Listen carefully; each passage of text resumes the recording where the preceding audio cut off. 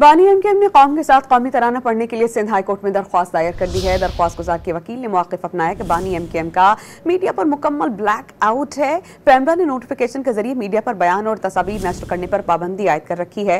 Chief justice Mohammad Shafi Siddiqui ने कहा कि पैमरा नोटिफिकेशन के मुताबिक लाहौर हाई कोर्ट के हुक्म पर पैमरा ने हिदायत जारी की। दरख्वास्त गुजार सादिया कैसर ने कहा कि लाहौर हाई कोर्ट में दरख्वास्त गुजार ने अपनी दरख्वास्त वापस ले ली है। अदालत ने दरख्वास्त गुजार को लाहौर हाई कोर्ट में ज़ेर समाअत दरख्वास्त की मौजूदा हैसियत से मुतालिक तफसीलात पेश करती हैं।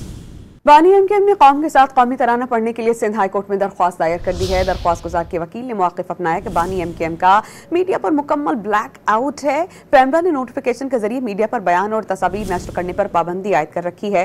चीफ जस्टिस मोहम्मद शफी सिद्दीकी ने कहा कि पैमरा नोटिफिकेशन के मुताबिक लाहौर हाई कोर्ट के हुक्म पर पैमरा ने हिदायत जारी की।